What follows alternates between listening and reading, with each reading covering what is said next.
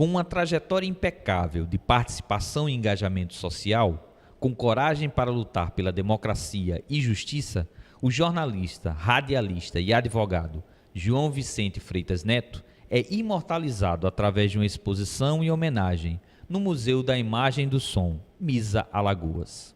Estamos aqui no Museu da Imagem e do Som, aqui no Jaraguá, onde acontece uma exposição com objetos e também sobre a vida do jornalista, advogado e radialista Freitas Neto, né? Hoje fazem exatamente 20 anos da sua morte e a família organizou, trouxe aqui para o espaço diversos objetos que representam a vida desse grande jornalista alagoano. Vou conversar aqui com a Graça Carvalho, ela que é sobrinha do Freitas Neto, e vai falar um pouco para nós sobre o próprio Freitas, a sua relação com a família e o que significa ter esse espaço e estar aqui no dia de hoje. Graça, como foi que surgiu essa ideia de ter esse espaço e também de doar os objetos do Freitas Neto aqui para o Museu da Imagem do Som? A família preocupada com a preservação, né, da história do Freitas, e também a gente tinha muito arquivo de Freitas, muita coisa, principalmente na casa dos meninos, dos filhos, e a gente gostaria que a memória do Freitas não fosse esquecida, né? A gente tem um estado que tem muitos alagoanos ilustres, né? E Freitas Neto, nesses 200 anos de Alagoas, é um deles, né? Seguramente, a gente tem certeza disso. A gente nem pode dizer aquilo, nós somos suspeitas, porque a gente sabe o quanto ele era querido e o quanto ele fez, né, por esse estado em várias áreas onde atuou. Pesava, né? Aí com relação ao movimento sindical e ao jornalismo, também a gente nasceu respirando jornalismo, na realidade. Respirando papel, respirando tudo que envolvia ele.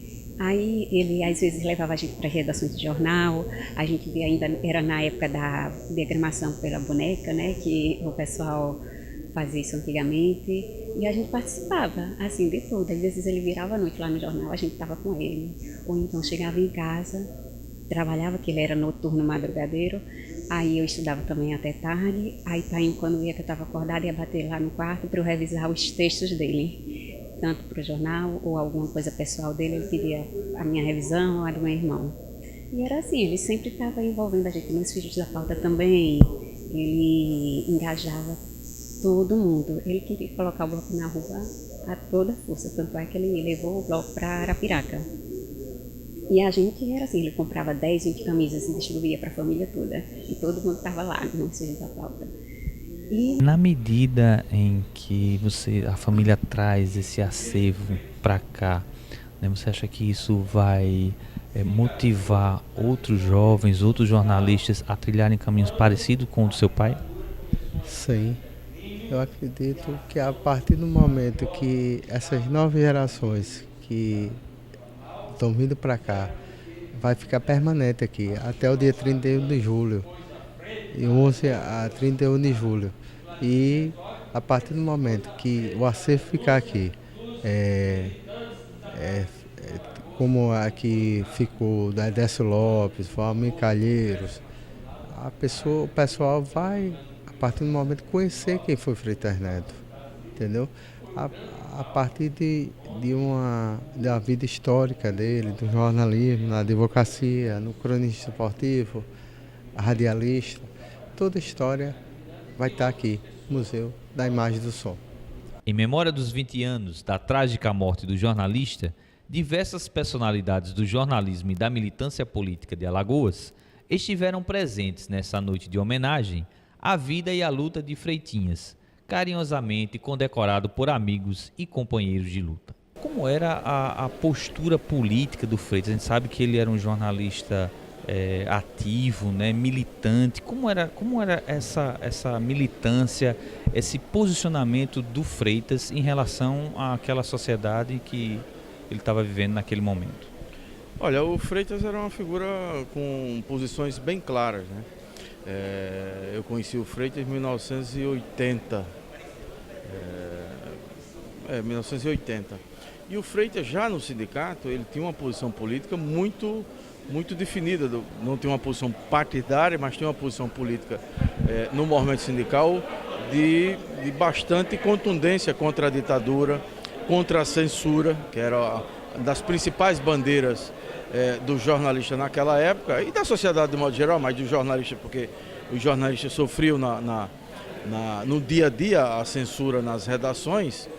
E o Freitas era uma dessas figuras do movimento sindical daquela época, que é bom lembrar que o movimento sindical daquela época, poucos sindicatos tinham a atuação de defesa da democracia, ou seja, contra a ditadura, de defesa dos interesses dos trabalhadores. Tem um amigo que é o anatomista, o Amundes Portela, que é PhD em anatomia aqui em Alagoas. E devido à nossa amizade, eu estava em casa, ele me chegou às 22 horas e disse: Bola, eu estava dando aula no IML, quando chegaram 2 caminhonetes repletas de corpos. Aí eu acho que era o cemitério clandestino. Então, no dia seguinte, 7 horas da manhã, nós nos deslocamos até a fábrica de Coca-Cola, que estava sendo construída. E lá estavam 2 caminhões, e eu cheguei e perguntei onde foi que descobriram esses cemitérios e tal. O cara foi ali e tal. Mas no segundo cidadão que eu encontrei, ele não quis ir comigo para mostrar, eu pedi a pá. E ele me deu a pá, enfim. E eu fui lá fazer o nosso trabalho. Terminado esse trabalho, eu retornei para o jornal. No outro dia, quando eu cheguei no Jornal de Alagoas, estava topada aquela rua, a Rua Boa Vista, né? Ficava o antigo Jornal de Alagoas, e quando eu olhei, estava lá, descoberta, bomba jornalística e tal, e eu estava na capa. Aí, no clima existente, eu preferi sair do Estado, né? E a primeira coisa que eu procurei foi o Freitinhas, lá no Sindicato de Jornalistas. Ele automaticamente me deu uma carta de representação, e eu fui até Salvador com a família. Fui para Salvador para falar com Anísio Félix, que era no momento o presidente do Sindicato de Jornalistas. Demorei pouco lá no Jornal à Tarde e depois vim para Aracaju. Então essa o meu relacionamento muito bom com o Freitas, porque no momento mais difícil, não só a mim, mas todos os companheiros ele atendia. E eu não poderia faltar a essa homenagem que está sendo prestada a ele hoje aqui no MISA. Eu, na época, era universitário e na universidade fazia uma militância. Naquela época nós pertencíamos ao PCB, e existia a corrente no DCE que era do PCdoB. E eu me lembro que muitas vezes eu já como assessor dele, aí iam a turma do DCE que era ligada ao PCdoB, que era um outro partido, aí ia pedir recursos ao Freitas para as viagens. Aí ele ia lá e patrocinava a viagem, ajudava. Aí eu chegava para o Freitas: mas Freitas, aqueles caras são os nossos adversários, aqueles caras só vivem nos bombardeando dentro da universidade. Aí ele dizia: não, mas ele é uma garotada, eles precisam disso, eles precisam participar dos congressos, das viagens. Então o Freitas era essa pessoa com esse perfil que influenciou também positivamente na minha formação, a visão mais ampla, mais humanista, menos sectária. O Freitas também era, digamos assim, um intérprete, dos sentimentos das comunidades, e tinha uma outra qualidade fundamental: nunca usou do mandato para manipular, e suas escolhas foram sempre escolhas políticas e ideológicas, que estiveram sempre acima do oportunismo eleitoral. Portanto, o Freitas, quando deixou o PMDB, depois do processo concluído da redemocratização, ele compreendeu que era um partido que já não atendia mais os seus interesses de militar, de fato, não apenas por uma democracia puramente representativa. Ele lutava também para que a democracia tivesse novos conteúdos, uma democracia além de representativa, uma democracia social, uma democracia ambiental, uma democracia que lutasse pela igualdade de gêneros e, sobretudo, contra as desigualdades sociais. E o Freitas foi um ícone dessas coisas todas, além de uma coragem indômita não é, de um cavalheirismo a toda prova, não é, era assim um valente e generoso. A militância política no jornalismo firmou-se quando Freitas foi eleito presidente do Sindicato dos Jornalistas em Alagoas em 1978. Em 79, ele é eleito como secretário-geral da Federação Nacional dos Jornalistas, consolidando seu compromisso com a democracia e a luta por liberdade de imprensa no Brasil. O Freitas ele também tinha uma relação muito forte com Cuba. Como é que você analisa aquele momento em que ele, inclusive, foi considerado embaixador de Cuba no Brasil? Não, o Freitas, como tantos outros brasileiros, né, nos anos 80, o Freitas foi ainda, eu acho que por volta de 85, 84, 85 mais ou menos, não recordo a data exata, o Freitas fez a primeira viagem a Cuba. Foi com um grupo de brasileiros, entre eles o Chico Buarque, Fernando Moraes, Audálio Dantas, e um grupo de jornalistas e intelectuais do Brasil. O Freitas foi daqui de Alagoas, que o Freitas era também nessa época diretor da Federação Nacional dos Jornalistas. E a partir daí o Freitas frequentemente voltava a Cuba, né? E num determinado momento o Freitas passou a ir com muito mais frequência a Cuba e passou a exercer uma ação de solidariedade ao povo cubano muito intensa, né? Tanto na questão da divulgação da cultura cubana, como do regime cubano, do governo cubano. O Freitas passou a ser uma espécie de embaixador, entre aspas, ou pelo menos de divulgador das ações políticas e culturais de Cuba. Ao regressar de Santiago de Cuba para Havana, onde Freitas e a esposa participavam do Festival da Juventude, o voo com 44 passageiros cai no mar e abrevia a vida e a brilhante trajetória de Freitas Neto. Defensor intransigente do regime socialista implantado em Cuba, o jornalista já havia viajado centenas de vezes para Havana, divulgando e ampliando a ajuda para o povo cubano em Alagoas e em todo o Brasil.